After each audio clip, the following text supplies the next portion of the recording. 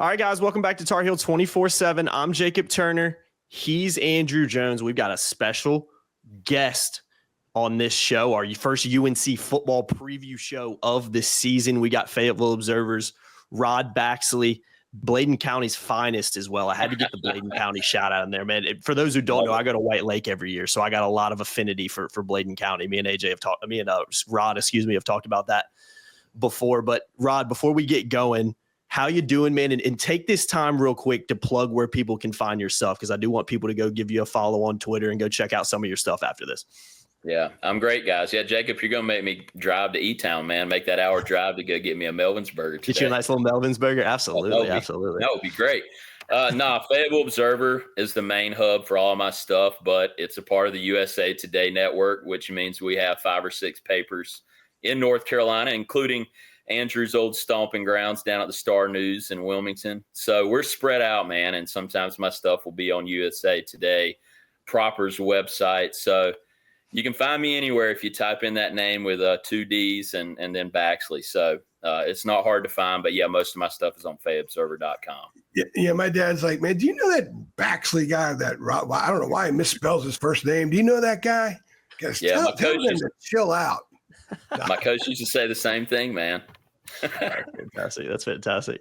Yeah, make sure I'll try to remember to put Rod's handle and Twitter handle, especially X, whatever you call it, in the description below, so y'all can go give him a follow as well. You've been covering, triangle teams, Carolina in particular, for a long time. So me and AJ we're trying to game plan. We're like, man, we got to start getting some guests on these football shows. Who do we get? We were like, first name Rod Baxley. We got to bring him in here and get to talk a little Carolina football. So we're gonna. I appreciate it. Obviously, absolutely, man. We're obviously going to preview the game a little bit later on. I want to get your take on Bill Belichick, but real quickly, let me just do some housekeeping. 75% off promo going on right now on our website, tarheel247.com. Links in the description below.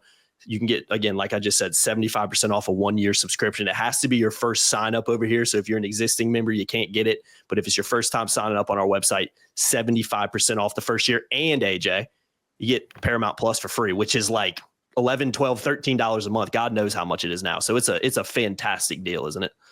It's a phenomenal deal. And you get David Sisk film reviews. Yes, man. Got to plug in David Sisk again.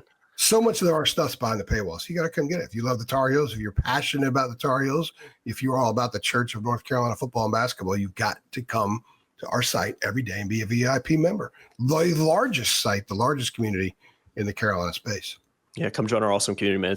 It's really exciting, and yeah, we're looking forward to diving into this season. Finally, is we're only a couple of days away now. By the time this podcast comes out, again, links in the description. Before we dive into talking a little about this game in particular, though, I want to get Rod's take on kind of his experience and his opinion on covering Bill Belichick so far, because you've been here every step of the way. You obviously covered Mac Brown era as well, but what is your take on kind of what you've seen from Bill Belichick so far, and just, again, without seeing them play an actual game yet, just covering the program under his leadership so far? Yeah, guys. I mean, it's still crazy to me. Even the other day, it's his 5th preseason press conference of camp. And I'm just sitting there thinking, God, this is the guy that broke my heart when they beat the Panthers in the Super Bowl. And now he's coaching North Carolina football. This is crazy. But the more I've been around him, man, the more I'm becoming a believer. I mean, you go out there to practice. Now, granted, we've only seen like 22 minutes total of these guys in practice, a lot of stretching, but they look a lot better. They look leaner. They look like football players. It seems like he runs a tight ship. And when you hear him talking about football, man, he just lights up. I mean, this guy's been smiling all preseason. When we ask him about this team, it seems like he's having more fun than he ever had in the NFL, aside from winning those 6 to 8 Super Bowls. So I'm fascinated to see how it works out.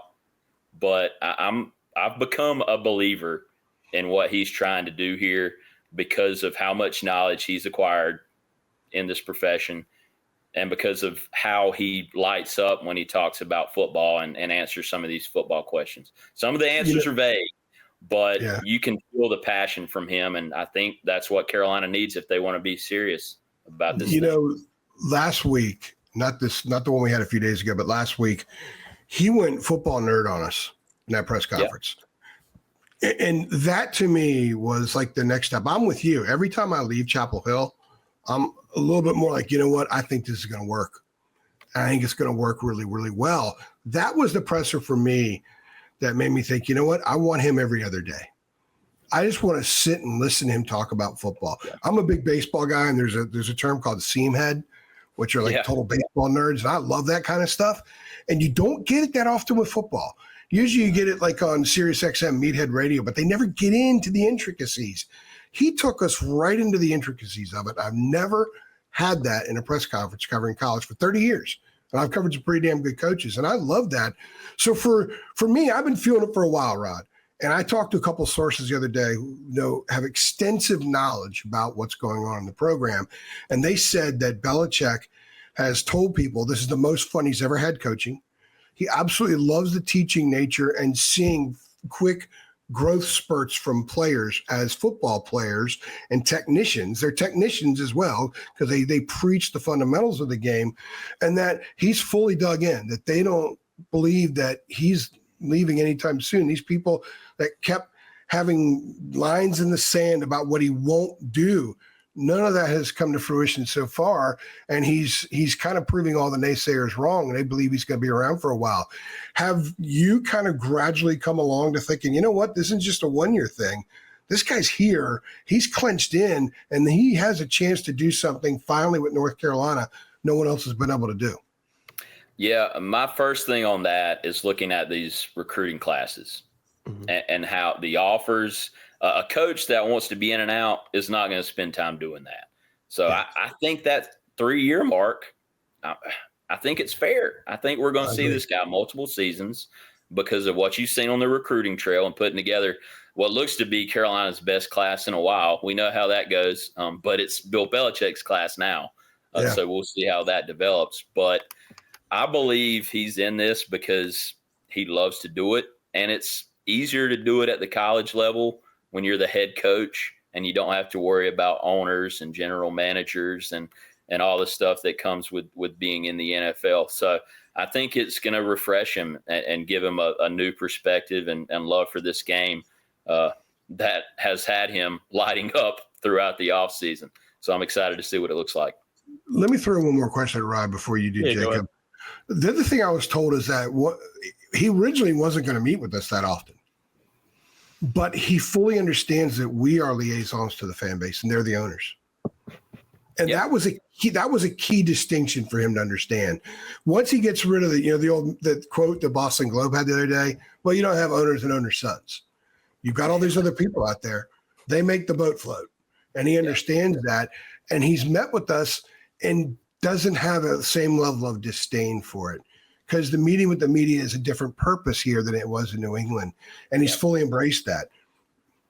You got to play the game at this level. You got to appease a lot more people that are very important around the program, especially when they've made the financial commitment that they've made to you. But with Belichick, everything we're talking about right now is football. And everything we've seen nationally over the last few months has been not about football. So these guys aren't around it like we have been with watching what has developed on the field and what Belichick is saying about the football side of things. So I'm bullish on what they can accomplish with him in Chapel Hill. I want to get y'all's take before we turn our attention to the game. That kind of sparked a question I wanted to ask you guys because like all this, Carolina and Bill Belichick are still kind of in this honeymoon period right now. You know what I mean? Like nobody's played a game yet. Everybody's great. Everybody's going to do this. Fans are optimistic. We were talking about on the roundtable show yesterday, AJ, where I I asked like our Twitter people who follow me on Twitter, like give me some predictions for the season. Like 98% were like at least 8-4 minimum. I was actually kind of surprised at the sheer level of optimism around the season. Maybe I shouldn't be because it's Bill Belichick, but again, that's another conversation for another day. But how you guys have both been covering sports for a long time, particularly in this area. But how much are you guys kind of intrigued to see how, again, you're talking about, Bill seems like he's talking to us more than we thought he would. He's talking ball. He seems to actually want to kind of talk to us, but, which is a stark contrast to kind of what you saw with the Patriots for a long period of time. How much are you guys kind of intrigued to see how that maybe potentially shifts during the season when they lose a game? Does he like talking to y'all after a game or on that Monday press conference after Wednesday, whenever it is, after they've lost? Like, how much are you guys kind of intrigued to see how that maybe ebbs and flows throughout the season when we get into it? I'll go first. I think that what you just said about the people's predictions, I think that they're sensing what Rod and I have sensed. Mm-hmm. And I do think a lot of us are reporting it in that way too, that look, we feel better about this moving forward. And I think the fans do, because they're getting to know Belichick kind of through us a little bit. And I think that's one of the reasons they feel better. As far as what you just asked, every coach is terrible after a game. Roy would be, I remember covering Carolina at Michigan in basketball in the 18-19 season, I think it was. Carolina got rolled, and it was an ACC Big Ten Challenge. And in the post-game presser, there's like 60 people from Michigan media members that are at the game that are in the press conference. And Roy was I thought he was going to destroy the podium. I thought he was going to just shred the thing because he was so pissed. And one of the Michigan writers asked me when Roy finished, he goes, "Does he like this after a loss a lot?" I said, he can be. And Roy was a guy who knew every down and distance type of situation, if you will, to use a football term. So he was like that after losses. Coach K was terse after losses. Mac was terse and personal after losses. Mac looked like he had typhoid after losses. So everyone's different after losses. It's going to be very fascinating to see what Belichick is like, especially if they get rolled. And then suddenly, where's their everyone's got self-doubt. I don't care how great and successful you are. It'll be interesting to see how he processes, because then we actually have specifics that we ask. And specifics that if he's going to connect that fan base, he's going to have to answer. So I think that'll be really fascinating. They're going to lose eventually, and he's going to have to answer those questions. And I think that will be a landmark moment moving forward. Yeah, I'm with you. Anything you want to add? Mm-hmm. Yeah, I mean, these guys have to talk to us 10 minutes after possibly losing a game they prepared all week for, and in this case, the whole offseason for, if they end up losing that game. So they're not going to be in a cheerful mood, especially if they get one of those first questions. Well, how did it feel to lose 30-3 in week one? But I think if you keep it to football, you're more likely to get what you're trying to get. You have to be, I think, as specific as possible with these guys to try to get anything that we can use for our purposes. Because if you keep it vague, especially after losses, they're not going to give you much, but you might go viral on Twitter for what they say to you or don't say. Yeah, there's no doubt. There's no doubt. That was the reason I kind of asked that too, because again, you're right. Like every coach is kind of mad, not the happiest after a loss, obviously, especially because they have to talk to you so soon. But the reason I brought that question up is because like Belichick is like notoriously somebody, at least when he was in the NFL, that just like did not look like he had any intention of talking to the media. That's kind of changed at Carolina so far. And that's why I'm intrigued to see like, does that side come out when things are not going as well, if they aren't going as well as he thinks they are? Those are little things that I'm kind of intrigued to see as we dive into the season. Let me add to this part of the flip side of this is that if they do win, I'm really fascinated to see to note the adjustments the staff makes in game. Mm-hmm. Yes, they weren't great at it last year, and I expect them to be great at it this year. If you are a genius, if you're a savant, people said he was a savant as a young person, a football savant. I want to see those adjustments because they don't know 100% of what they have. I talked to you the other day, Jacob. We did a podcast. I said, do they alter their splits? Do they go more 13 personnel because they need a little more protection on the edge? A block and release situation, especially if they're going to roll Geo, that kind of stuff. I want to see how they tweak, as Hubert would say, tweak, alter, and pivot during the course of a game. And then if it works, I want him to be asked about it afterwards and see how much he takes us into that. Mm-hmm. I think there's a chance we have an opportunity to get a genius to kind of walk us through why a genius move, in-game move was made that was critical in the outcome that went in their favor. That moment's going to happen as well. And I'm really curious to see how he explains it. I know some people get annoyed when we talk about, you talk about how Belichick talks to you. Belichick's not talking to us. He's talking to y'all. That's a good point. Yeah. He's talking to you guys. We're just the liaisons in between. But he's talking to everybody else. And the fans that are passionate, that are going to be chewing fingernails at 6:00 on Monday night, we won't be. We're going to be like enthused and excited and really anticipating what are we going to see here? What is this amazing thing we're going to cover one way or another? Fans go into it very differently, and he's talking to your emotional side, to your football fandom side. So that's why we like to talk about Belichick, because I think it's really important if he does continue to evolve in this way that we've noted, how big that is, a sign that is that he's fully clenched in. which I think he is. I think anchors are in the ground. I think flags are in the soil. And Jacob, I told you that 3 weeks ago. We did a podcast. I said flags are in the soil. He's here. But fans are going to start to get the sense of that more now because he's going to have to talk specifics. And the more the fans feel that, I think the more they're going to believe. And if they win, I think it's going to galvanize the base even more. There's a lot of excitement right now, but I don't know how much there's a lot of belief. But if belief starts to accrue, and he's in the way he communicates to us, obviously to them, adds to that, I think it's going to be a fascinating thing to see how the fan base kind of evolves themselves into a situation where they're actually optimistic instead of hopeful. Mm-hmm. Optimistic is pretty good. You actually process things. Hopeful is like, well, I hope we can do that. Optimistic is, I think we can do that. Mm-hmm. And I think Carolina fans haven't been very optimistic for a while. They've been hopeful, but not optimistic. And if Belichick can bring them to the point of optimism and then confidence, that will be a really, really neat thing to cover in so many ways. Yeah, there's absolutely no doubt about it. I think, and that is really a perfect segue to kind of switching our attention to the game a little bit. Monday night kickoff for the Tar Heels, 8 p.m. kick against TCU in Kenan Stadium. That game's going to be on ESPN. And for all the sports bettors out there, it's about currently TCU is a 3.5 point favorite over the Tar Heels as of right now. So that is where the line is at. Be interested to see if that moves as we get closer to kickoff. Has it moved? Hasn't it been 3.5 for a while? Yeah, it's 3.5 for a while. Yeah. At least there's not much coming out. Mm-hmm. One program where every stubbed toe is reported. We got another program where guys could be on life support. We won't even know. Yeah. Yeah, it's a good point. I think that line's probably appropriate, but I'd be very intrigued to see if it moves. I wouldn't be surprised if it goes down a little bit as we get closer to kickoff. Because again, we're recording this on Friday. We're still a ways away from the game actually being played. But I want to, before we dive into kind of TCU and talk a little bit more about what Carolina needs to do to potentially win this game, I want to focus on the spectacle of this because it is a spectacle. There's no doubt about it. It's Bill Belichick's first game.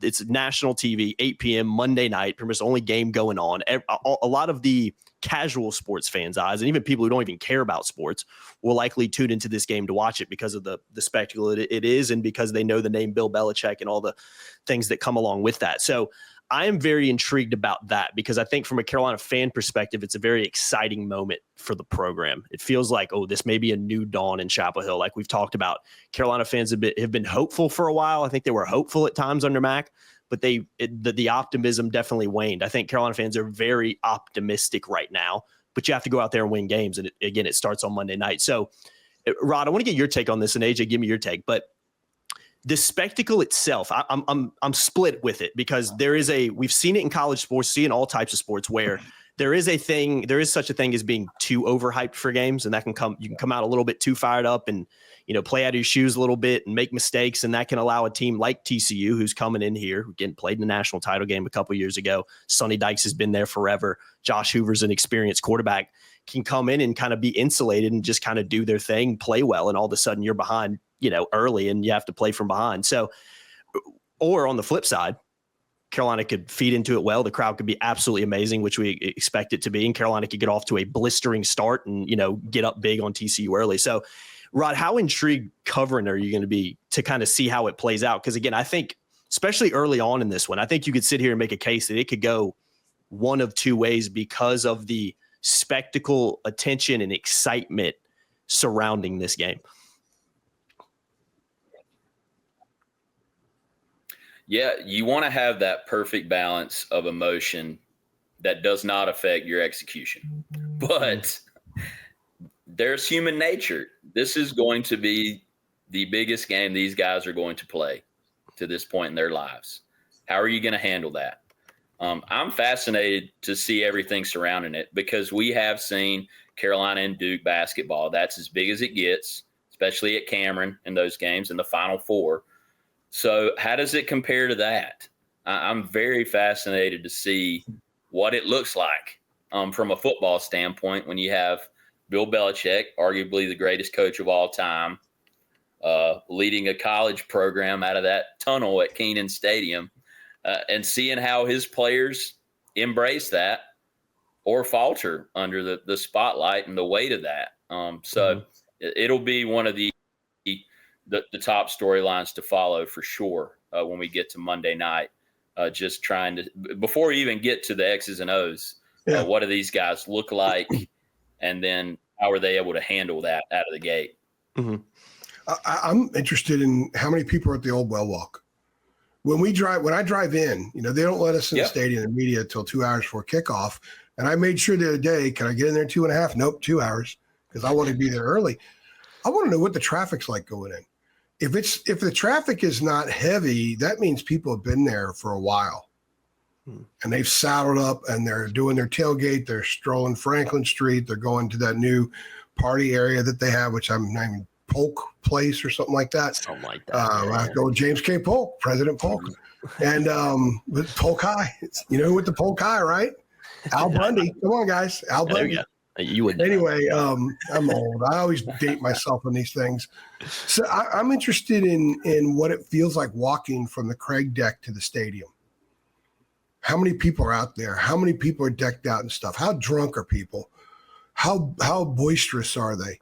Yeah. How many people are at the gate? How many people go in early to watch the players come out and to watch Belichick? How many people wait until the last minute? How many times we take a photo 20 minutes before kickoff and the stadium's like 20% full because people are out getting one last sip. They're out getting one last, bite of wheatberry salad or whatever the hell it is they eat. Are they in there an hour ahead of time? Like you would think an atmosphere should be if you're going to have big time college football. That's what intrigues me. Those things before the X's and O's, like Rod said, all the other stuff is going to happen. And there's no way to game plan for the buzz that we're going to go through. And what we might compare it to, like Rod said, Duke, there's the buzz outside of Cameron before a Duke Carolina game is unlike any other experience. The Final Four can match it if you walk through the party area where the bands and stuff are. I want to know if Carolina can do that in football against a team that very few fans know much about other than the fact they were really good a couple of years ago. If they can do that on a Monday, that's a huge step forward for this base. And I think that's a story. Yeah. Yeah, I agree. I think just how Carolina handles the spectacle and what the spectacle is actually like inside. I'm looking forward to it because I'm actually going to be up in the stands in this one. And I've covered a lot of games on the field, cover a lot of games in the press box with you guys, but I'm actually kind of glad that I'm in the stands and get to experience that from a different perspective because we know how insulating the press box can kind of be. That's one of the, if there's any negative about being a press box is especially at Carolina, it's enclosed. You're not going to hear it as well. You can still feel it and you can still see it and you can still hear it, but it is a different kind of perspective than it would be being on the field. And again, equally from being in the stands and kind of being around fans that are going to be, living and breathing and dying with every snap. So yeah, I think all those perspectives are going to be very interesting because again, this is it's kind of I don't want to say unprecedented, but with what it is, a Monday night game, Bill Belichick's first, TCU coming in, a team Carolina doesn't play very often, as we know, like there's a lot of firsts here. And again, I think that makes for something very, very exciting. Jacob, it's unprecedented. Yeah. There's logo, there's advertising on the field. The grass is back. You have the greatest coach of all time who decided to go to Chapel Hill. Mm-hmm. The money is being spent. Earth is being moved differently than it's ever been moved before. Again, I'll go back to a couple of sources I talked to the other day about how Carolina's all in. North Carolina football, that's always found a way to step on a landmine before. They want it to be New Carolina. I think New Carolina is there in body and soul, or in spirit rather, but is it there in body and soul? We'll find out on the field. Mm-hmm. But they are trying to be new. They are trying to embrace what it takes for Ohio State and Alabama, Texas, these schools that are committed to winning big in football and basketball. They want to be that now. They are fully committed. The appetite is there at UNC to be this. But to also be that, everything else has to come with it. The fans have to give a crap. They have to personalize it more than ever before. They have to show up. They have to get imbibed if that's what they do in pregame. They have to get dolled up. They have to get in the stadium a little earlier. And it has to show that it matters and it's personal. And I think a lot has been done by this hiring and the way that they've gone about things with the slow trickle of marrying themselves to the history of the program, which is not terrible. This isn't Indiana or Kansas. There's a decent football history there. If you want to find it, it's there. Previous coaches have ignored it. Mm-hmm. And some have talked down about it. These guys are propping it up. And I think that that's excited a lot of people. It's given them reason to talk about Don McCauley again. It's given them a reason to talk about Calvin Daniels and Mike Wilcher and Kelvin Bryant and Buddy Curry and all those guys that came through and were damn good players. It's easy to prop up LT and Julius Peppers, but you got to prop up Brian Simmons and Dre Bly. You got to prop up Johnson and Johnson in the backfield. You got to prop up a lot of dudes, famous Amos Lawrence, Boom Boom Betterson. I could go on and on and on. They've had like 6 number 2 picks in the NFL draft. Ken Willard was that guy. I bet you 99.99999% of Carolina fans have no clue who he was. And he was the number 2 pick in the NFL draft in 1965, I think it was. These guys want that. They see that. And I think they're extracting some of that emotion from the older fan base. Now they need to perform to connect to the younger fan base. Yeah. Rod, I want to ask you something real quick that AJ kind of alluded to there. He mentioned Carolina kind of stepping into this kind of new reality with football and putting a massive emphasis, not only in terms of wanting to be good in terms of what they're saying, but putting their money where their mouth is as well, which we've seen with the Belichick hire. But the pictures kind of came out yesterday of the State Farm logo on the field now. And like, I know AJ, you had a meeting with some people extremely close to the situation, kind of talking about how Carolina's, that won't be the only place that you'll see advertising being sold. So Rod, what's your take on that? Are you at all surprised that Carolina is, I don't know if they're ahead of the curve. I don't know if they're with the curve. I don't know. You guys can kind of give me your take on that, but it seems like they are really going all in on football. And again, even throwing a State Farm logo on a field with this revenue sharing and revenue generating thing, it's a new thing for everybody, much less North Carolina. So what is your take on kind of how that's shaken out and how it'll continue to shake out with this new regime? Yeah, I think Carolina has been behind the 8 ball in getting to this point before they started with the hiring of Belichick. So now you've shown you're all in on the financial side of things. So with that commitment, you better find some new ways to make money. If there's any way you can put a logo on anything, seats, banners on the, railing, you need to do it, man. Jerseys. Now, I'm not saying you need to look like a NASCAR team, but you need to find different ways to make money, especially in this age of college sports, because if you're not making money and you're not spending that money, you're behind and you're not going to have championship programs. It's as simple as that. So, yeah, I think this is a great move for Carolina and entering an era where it's necessary to spend money to make money. Mm-hmm. How about the Midas touch Charlie Choo-Choo Justice 22-yard line? Yeah.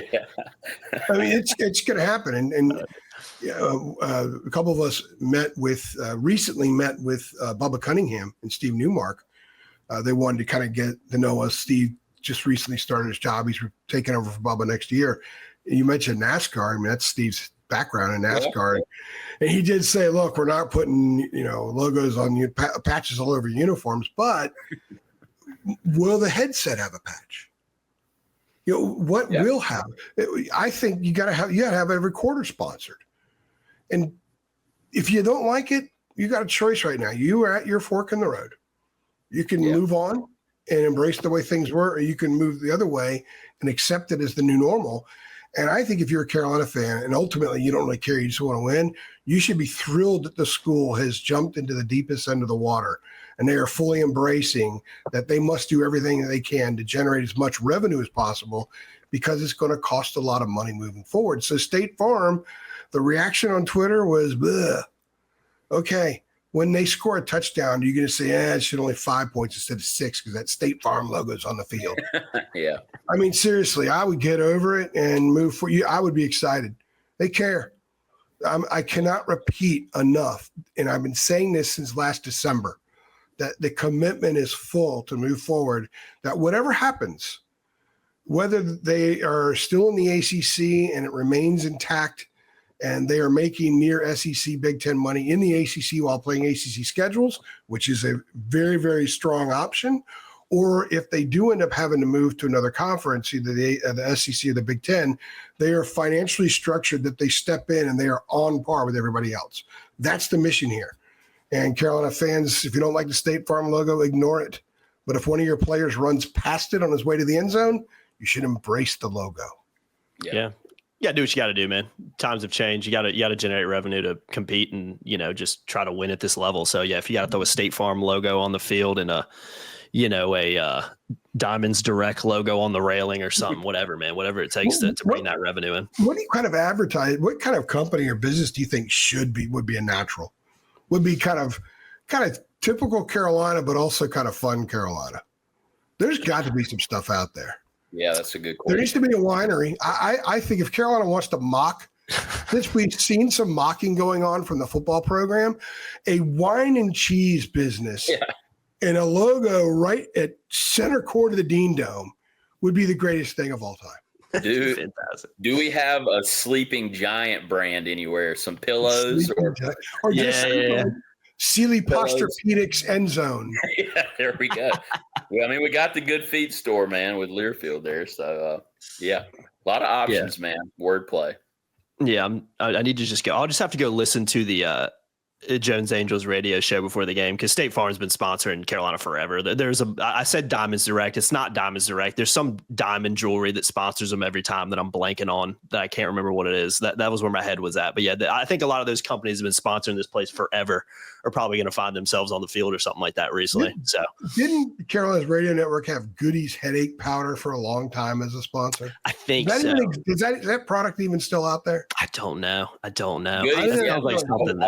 I'll pop in a Goody powder every now and then. Okay. I've never had a Goody. I want people in March Madness. Got to keep them on deck. Yeah. I hear you on that. I want people to pipe in here, comment on the YouTube or on Facebook or on our channel or on Twitter, whatever the case is. Come up with some interest. Is there an actual wine and cheese shop somewhere nearby in some foo-foo place? Where they charge you $36 for 3 ounces of cheese when you could go get the same thing for $5 somewhere else. You feel good about yourself overspending for stuff, right? There's a shop like that somewhere that needs to have a logo somewhere on every sports venue in Chapel Hill. I know one thing I can tell you. If AJ was the athletic director, they would have a 5-yard line, 5-hour energy 5-yard line. That would be 100%. Just money back guarantee. Guarantee that'd be the first thing he did. The fifth quarter show, sponsored by Absolutely. And the new spokesman would be the retired Brett Freelander wearing an avocado shirt. There you go.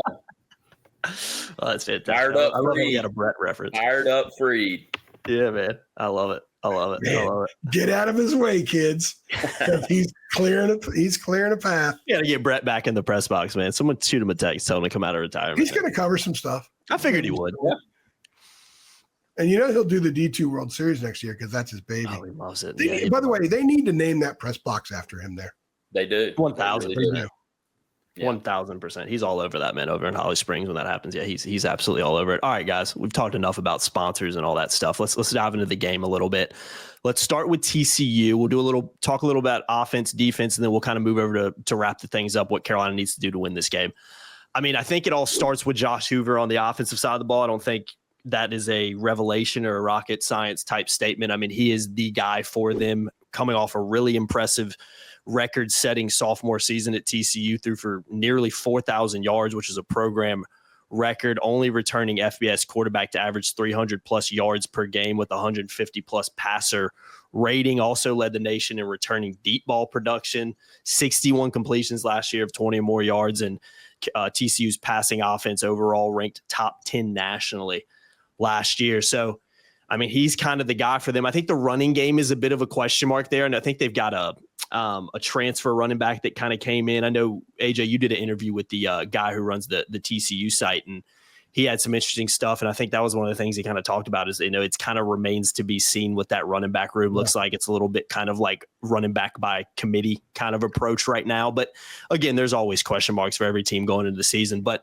I think we have to talk a little bit about the offense and Josh Hoover in particular, because I think you can look at it one of two ways, and I'm intrigued to get y'all's take on this. Part of me is like, is he licking his lips going in, being like, man, I get to go up in the first game of the year. I get to go into this environment because like he is a guy who's a baller who kind of likes playing in these type of games, and saying I get to go up against a defense that's never played together before. Or on the flip side, is he like, man, I'm walking into a game and like we can watch some Steve Belichick stuff from Washington, but we don't really know how these guys are going to play. You got all these new pieces on the defensive side of the ball. He could be walking in saying, man, like, I don't really know what I'm getting into tonight. How do you guys kind of look at the Josh Hoover approach and what he might be able to do. Because again, I mean, very impressive guy. And I think you can easily make an argument he's one of the best returning quarterbacks in college football this year. No doubt. I watched his interview the other day, and very calm, collected kid, smart kid. He's a quarterback. Yeah. Quarterbacks are different, man. They grow up different. When you decide to be quarterback in fourth grade and the other kids are cool with you being quarterback and then you're quarterback forever, you're a different kid. You're different wiring. And that's what you see in him. You throw for 4,000 yards and play the schedule they play, you're going to have a crap load of confidence. And he probably is salivating at the opportunity to do this. I think he can obviously beat Carolina. If I'm a TCU fan, I'm not concerned about him at all. I think the key here is very clear. Carolina's defensive front, especially the interior defensive line, I think is by far the biggest question mark about this team. It should be the biggest concern going in. Now, TCU's run game wasn't good last year. Right now, the guy that they, based on what I can tell by reading and talking with people, their starting running back is going to be a guy who started one game last year at Texas San Antonio. So I think it's going to be a committee thing. They like him. Lots of praise from Sonny Dykes about him during camp, but he missed a little bit of time and then came back. So if they run the ball well against Carolina, then Hoover's going to be able to make any throw he wants. So for Carolina, they have to force Hoover to beat him. It's like saying, hey, force Aaron Judge to beat you, right? Well, you don't want the other guys hitting the ball out of the park. So if they can force them to be one-dimensional, which will allow Steve Belichick to get his two corners on an island and bring some pressure and rely on Marcus Allen and Thad Dixon, who are the strengths of the defense, then Carolina's got a really good shot to win this game. But if they cannot stop the run, and TCU says, you know what, we're going to keep running the ball, they can't stop us, and then Josh is going to pick them apart at certain times, Carolina's going to have a long night. Yeah, I'm with you, AJ. It's Bill Belichick's best defenses have been so good at keeping everything in front. And we heard him talking about it the other day. TCU touches every blade of grass, known for their explosive plays with Josh Hoover. So if you can't stop the run and you're setting up Hoover to make plays with a chance to beat Bill Belichick in game one, I mean, come on, man. These guys are going to be fired up to do it. Yeah, that was a good point. One more thing to add about it. I found this stat. I was nerding out a little bit, as AJ likes to say, looking at some PFF stuff. 166 of his pass attempts came down the middle third of the field last season. That's the most in P4 last year. Does that play a factor at all? Does that change anything? Again, this is a new defense. It's not played together. Two linebackers never played together before. Secondary never really played together before. A defensive line that has question marks. Like, I wonder if that trend continues this year, and if that maybe does that change anything for you, AJ, or is it just the same kind of breaking down the distance because what they like to throw underneath and let guys run? I'm not sure about I just know 166 pass attempts down the middle third of the field was the most in P4 last year. So if you want to change that, if you want to make him more horizontal and not so vertical, you got to get a natural push up front. Yeah. If there's no natural push up front and they're not really eating blockers. They're getting blocked individually. They don't have to occupy too many blockers. And I think that opens up the field. If the middle is there and you can complete a lot of stuff in the middle, then everything else is going to be there too. It all comes down to those guys with hands on the ground, man, hands in the dirt. The dudes with hands in the dirt up front defensively, the ones that we know least about, the ones that are the least proven on the college scene, and the most inexperienced collectively as a group, this game could hinge on how they perform Monday night. In fact, I won't say could. I will say will. If they're not good, Carolina's going to give up a lot of stuff, and they're not, and they're going to lose. If they're good, I give Carolina an outstanding chance at winning this game. Yeah, you just can't give an experienced quarterback a lot of time back there. We've seen it. We've seen Carolina get torched in the past by backup quarterbacks who've got 38 seconds to throw the ball. So, I mean, if that's what the game turns into, it's going to be a long night for Carolina, man. Get some pressure up front. I know AJ and Rod know what I'm talking about. How many times have we seen a backup quarterback just absolutely third stringers? Yeah, I know. We didn't prepare for that guy. Yeah. Jeff Sims. They didn't prepare for Jeff Sims in 2001 or whatever it was. Imagine that. Those days, I think those days are over. And I did a thing where I said some absolutes about Carolina's defense. One of them is you're never going to hear a kid say we didn't prepare for that. Yeah. And you heard that too much. Oh, we didn't know that was coming. That surprised us. I think that's one of the things that will be very interesting in talking to players after games. Will anybody say that? during any time during the Belichick era. I think they're going to be prepared for everything. Michael Lombardi said that Belichick has 3 game plans, essentially. So we were talking about adjustments earlier. Their adjustments aren't, hey, guys, come over here, and you draw stuff in the dirt and telling guys where new things go. No, this is going to be, okay, here's the other plan. We are now moving into that realm. And the kids will understand what it is. They will be prepared. Preparation is so much up here, and this allows the body to do what the preparation says it's supposed to do. I think that kind of stuff will be there. But if you get whipped in the trenches, there is no amount of scheming or preparation or adjusting you can do that can fix that if you do not have the dudes to not get whipped in the trenches. That's why we'll come back down to it. This game's going to be won in the trenches with all the skill that's going to be on the field. It's going to be won in the trenches and likely the outcome dictated by what Carolina's defensive front does. Mm-hmm. Mm-hmm. Yeah, there's no doubt about it. It all starts in the trenches, as we always say. Let's move on to the defensive side of the ball for TCU. They're intriguing. Again, I kind of nerded out on the defensive side. I wanted to know a little bit more about, like, what are they bringing back? Like, how did they do last year in terms of, PFF grades and all that stuff? And one thing that stood out is they finished last season with the 5th best coverage grade in all of college football, 90.5. Safety Bud Clark returns for them, who actually led the nation last year with a 90.1 coverage grade, according to PFF. So a big time player for them. They also have 2 other returning starters in the secondary. And funny enough, a Washington transfer in Elijah Jackson. So a few guys on Carolina's team will be familiar with him. And based on what we've seen from them in the past, TCU in particular, last couple of years, is a team that likes to blitz a lot. I think they're going to continue to do that. I think it makes sense for them to come into this environment and try to make Gio Lopez as uncomfortable as he possibly can, make him get out of, but also I think it feeds into Carolina a little bit because Gio Lopez is a guy that likes to use his legs and has the ability to do that. So they might be able to counteract that a little bit. But again, the secondary intrigues me there, especially going up against a quarterback that is in a completely new system and a completely new level, kind of taking that step up from South Alabama to North Carolina.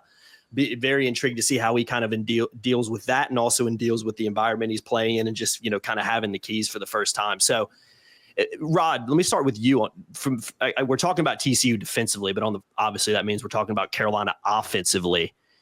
I mean, how intrigued are you to see what and how Gio Lopez kind of handles not only kind of the game he's going into, but just having the keys for the first time, and again taking that step up in a big game and a big spectacle this one's going to be? Well, it's the biggest story of training camp, the offensive line. That's what it goes to, man. As much as we love to talk about the evolution of the game, and like AJ talked about with the defensive side of the ball, it all goes back to, can my guys push your guys where they don't want to be pushed? And that's what I'm going to be looking for on Monday night, because if Gio Lopez doesn't feel comfortable behind that line, it's not going to be a good night for the Tar Heels.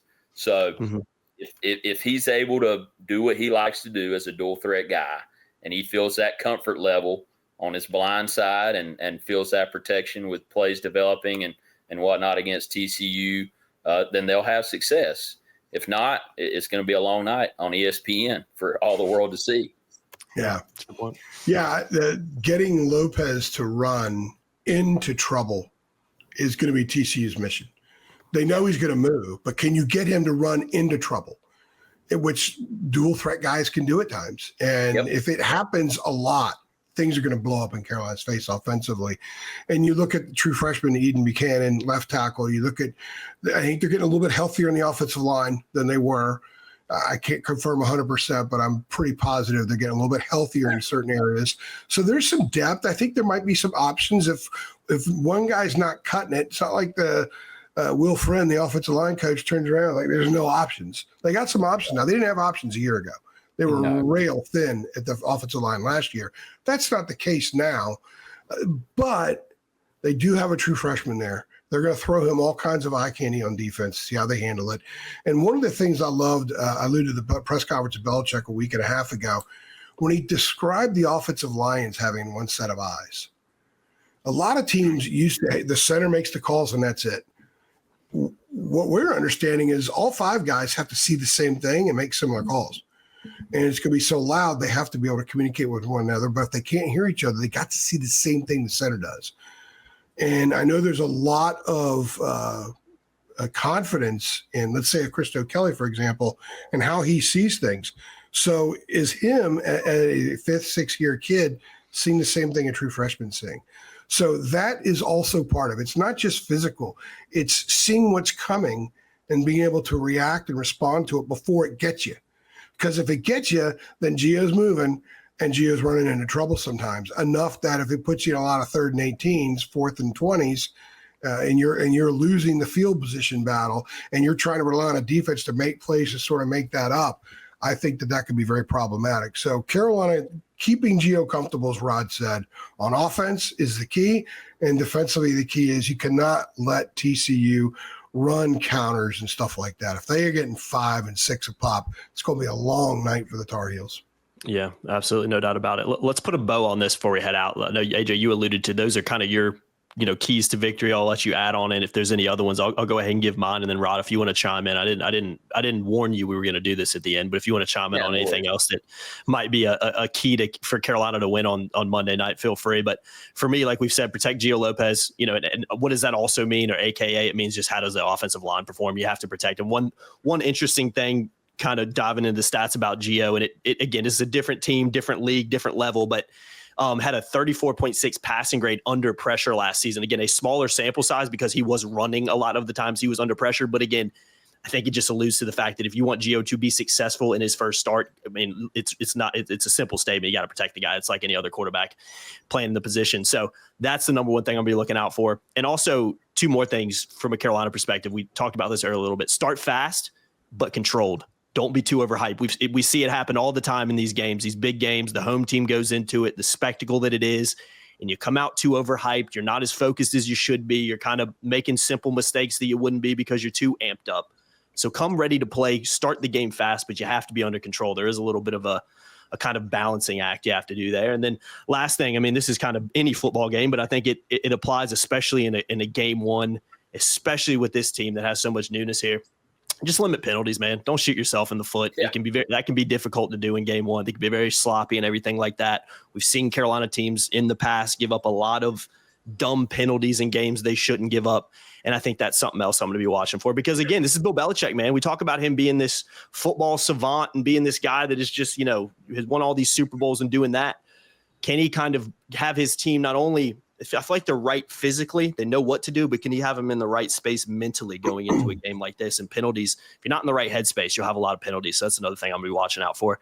AJ, anything else you want to add? And then Rod, feel free to add on in terms of your takeaways. Are you saying that 9 illegal receiver downfield penalties last year are not acceptable? Yeah. I'm going on a limb by saying that, but yeah. Fans just say, hey, look, man, it happens. Guards go 20 yards downfield, run dig routes all the time, right? Yeah, and just trying to get open. He's just trying to get open, AJ. Yeah, I think seeing Carolina not beat itself is an expectation. If it does, it's college football, right? Yeah, it's true. Preseason games, all that kind of stuff. So I'm going to go back to what I said. Allowing Gio to play with comfort, and then you have to be stalwarts in the middle. But if TCU is running for 160, 170 yards conventionally, it's a long night for Carolina. I will also say special teams. Yep. Bill Belichick loves special teams. When we were out there last time, he was coaching special teams, hands-on.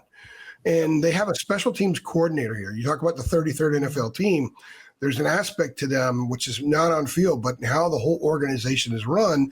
And I know that somebody who knows Mike Prefer very, very well, that when he arrived, he was amazed at how little attention paid to special teams in the program previously throughout the year. It was a spring football fall camp thing. At Carolina, they've made it an 11-month thing. I remember we talked to Pre for a couple of weeks ago. He said they had 66 guys on the special teams depth chart. There are 3 units at North Carolina now. This is not just coach speak. There are 3, and I'm not saying it was coach speak to past coaches at North Carolina. Generally, coaches say it. There are 3 units. So do they win the game? Can they make game-changing plays in the special teams, or do they lose the game? I think you tend to lose games more in special teams than win them. I think what you want to do is have special teams be a non-factor if you can, because the mission is don't get beat there. And we've seen how many disasters on special teams with this program before, but I want to see how good they are. And can they make plays? Can they actually do things to help you? A 15-yard punt return consistently, 12 yards, gets you in a better spot. Do they return punts? Do they call fair catches? Do they let it hit the ground? Little things like that, I'm really looking forward to. I'm looking forward to seeing how they kick off, if they change how they kick off based on the way the game is. It's all this Belichick genius stuff that I'm looking forward to filling up a notepad with tomorrow, Monday night. Mm-hmm. Yeah. Mm-hmm. So, yeah, that's kind of the way I look at it. I'm looking forward to it in general. I think we're going to get some answers, but not all the answers. It's going to be a process, Jacob. That's the first time we've used the P word tonight. Bringing it out. It's going to be a process from the opening kick. And even honestly, what's the video before they run out of the tunnel? They've had the worst video in college athletics the last 20 years when they run out for football, and they had the best one in basketball. Yeah. I have a feeling with this crew in charge, they're going to have a good video. Mm-hmm. So, and the other thing too, you mentioned being all amped up. If they get out to a quick 14-0 lead, because TCU is kind of overwhelmed at first, there's a defensive score. Trust me, TCU is going to stay the course like ECU did at State the other night. They're going to stay the course and keep plugging away and keep doing what they do. How fat and happy does Carolina get early if that happens? I know previous Carolina teams sometimes would get fat and happy. Does Belichick bring them down and keep them focused and have that not get them to the point where, hey, they kind of spent too much early on that and they have nothing later? All these kinds of things are going to be fascinating to see because it's all brand new. Yep. It's all brand new. And oh, by the way, 8 Super Bowl championship rings are running the show now. So that makes it brand new and highly, highly fascinating. Yeah. Yeah. Anything you want to add, Rod? Anything you're going to be looking out for? I know we probably covered about every possible thing. Yeah, y'all did. I mean, we're all on the same wavelength, man.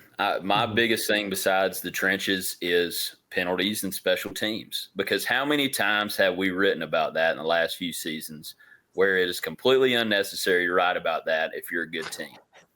Yeah, it's like AJ said. Yes, you want to win games with special teams and limiting penalties, but how often has Carolina lost games because of those areas the last few years? So I want to see the savant in action, man. I want to see if these guys are fundamentally sound. Are they taking the coaching? And can they be better in that area? So that'll be another key area for me, like you guys touched on there. I want to ask Rod a quick question. What player we've not talked about for Carolina are you most looking forward to watching Monday night? That we haven't talked to media-wise? That we haven't talked about here. We've mostly talked about Gio, and that's pretty much it. But who are you looking forward to seeing just getting out there and playing ball? Man, Thad Dixon. I was going to say that too, Rod. I was going to say that too. Yeah. He's got that defensive back swagger. Those guys love to talk, man. And if they're playing good, we're going to hear from Thad Dixon. And I'm going to be interested to see if Bill Belichick lets that guy loose with the media, because I mean, he's been pretty loose with us so far, right? I mean, he's provided some good color with us. So I'm pumped to see him and see what he does for this defense and trying to boost that unit. And then Andrew Simpson. I mean, we've heard a lot about him, and a lot of these guys on that side of the ball have a lot of college experience and a lot of snaps. So I want to see Andrew Simpson, see if he can lead this defense in the middle of it and as a linebacker. Yeah, those are honestly the two. That was my phone alarm, by the way. I've got a radio spot coming up in 10 minutes. My phone. I have to remind myself, otherwise I'll forget. Hey, I'm going to throw a couple of names real quickly. Price Yates. Does Carolina get pressure on the passer? What kind of rush do they have? Price Yates was fantastic in the bowl game. He was injured a lot last year. He came from UConn, but he's a high-end P4 player, in my opinion. He's a potential NFL guy. Does he look like that? And on the offensive end, I've talked to people, sources around the programs, and the staff was stunned that Jordan Shipp didn't get a ton of reps last year. Blown away he didn't play a lot. I think they want him and expect him to be the go-to guy. Does he look like a go-to guy Monday night? Do they throw to him to make him become the go-to guy Monday night? I'd be very interested in seeing how that plays out. Yeah, that's fantastic. I agree with everything. I'll throw one more in there. Davian Goss, Benjamin Hall, like who is the guy at that running back position? You know, how does that kind of shake out during the game and who starts and all that jazz? I'm very intrigued to see how kind of that position, because we haven't even really talked about running back. But again, I mean, nothing will free your quarterback up more besides having a good O-line than establishing a run game early. So I'm kind of looking forward to seeing how those guys perform, whoever kind of gets the keys down there. All right, guys. Well, I want to, AJ, give me 2 minutes for an after show because I want to ask Rod something real quick. Rod, you were at the State game on Thursday night. State kind of sneaking past ECU 24-17. I mean, anything to report from that? I'm sure some Carolina fans wouldn't mind you saying, you know, State fans are getting a little fed up with Dave Doeren potentially. I don't know if that's true or not, but I know the State faithful wasn't too happy, I don't think, after the win, despite winning. I mean, Dave said it after a presser last year. Expletive, be happy we won. That was a classic Dave Doeren game. You get out to a 17-0 lead, and then you go on the Sunday cruise after church, after dinner, just cruising around, don't want to go home quite yet. And then ECU gets back into the game where they had no business getting back into that game with negative rushing yards in the second quarter. Didn't have a first down until the second quarter. And then you have a substitution error that leads to momentum, an 80-yard touchdown. Yep. So classic NC State ECU game that could have been a blowout, but ended up being a one-possession game. And, yeah, it felt like an NC State loss. An NC State win in which Dave Doeren lost is the best way to put it, I think, because the fans want to see something different. Mm-hmm. And it was more of the same last night, aside from some explosive plays early from C.J. Bailey and then key defensive stops on fourth down. Besides that, they're running the same script in Raleigh, man. Bad play calling by ECU, and that's it. The two terrible plays they ran. Coaches should get fined for running plays that stupid. Seriously. It should be in the contract. Yeah, it should be. If the conventional understanding and belief is that was a stupid play to run, then you should get fined. Yeah, terminated. Yeah, contract, no payout, no buyout clause. Yeah, I agree with that. I had to ask Rod about that. You fine $10,000 for every stupid play call, unless it's 3rd and 1, 4th and 1 where they were. Yeah. You know, they botched it earlier in the game when they were in the red zone. They botched it earlier in the game. They did. Mm-hmm. You could hear. It's always funny to be at Carter Finley Stadium or anywhere really, but Carter Finley Stadium because Dave's been there for so long. You can feel the crowd when the moans start. Like Kurt Roper, first-year offensive coordinator for them, but he's been on staff. And then the fans still know runs are coming when you don't need to run the ball. You need to keep your foot on the gas and try to put some more points on the board. So it was fascinating to watch from the perspective of, okay, is this going to be different? It was not. It was a classic NC State game. But they won. They're 1-0 against ECU. And they made plays when it mattered. So the end result is what it is. A win's a win, man. And you know, I guess NC State is not the only fan base in the triangle that will be hoping things are different in their first game, because I know Carolina fans, it is a lot different, but they're hoping that the product on the field is a lot different on Monday night. And now they have Wahoo Wah coming in for a non-conference game. Yeah, nooner. Is that what they're doing? Game. Yeah. They were supposed to play App State, I think it was. And then they moved that one around. So welcome Virginia to Carter Finley Stadium for a noon game. The ACC should not allow that. I don't get that. I just don't get it. If you play a team in your league, like I get why they can't count it, I guess, because it's too many conference games, but it's just stupid. I'll just leave. I mean, no matter where the journey starts, all roads lead to 8-4, man, or 7-5. It's the way it is around here, right? Yeah, that's absolutely right. I know Carolina fans would be hoping they finish a little worse than that, but and I think Carolina fans more so just hoping they finally beat him at the final game of the year. But we could sit here and talk NC State all day, but we'll go ahead and get out of here because I know we all got stuff to do. So I've been Jacob Turner. Like in 4 minutes. So yeah, I know. That's why I'm trying to get you out of here. I've been Jacob Turner. He's been Andrew Jones. Really appreciate Rod Baxley hopping on with us again. I'm gonna put his Twitter bio in the link below. Go check him out. You'll find a lot of his articles and stuff over there as well. So make sure you go check out the Fayetteville Observer as well, because he's doing a fantastic job over there. And Rod, we'll definitely get you back on for a podcast at some point soon. I really enjoyed this, man. So absolutely appreciate you hopping on with us, man. And looking forward to the season finally starting. Make sure you guys make sure you share, hit that notification bell, and subscribe. And also take advantage real quickly, 75% off on our website, 1-year subscription. Get a free Paramount Plus with that too. Links in the description to sign up. Head on over there and do it before the season starts. Thanks, guys, and we'll see y'all next time. Thanks.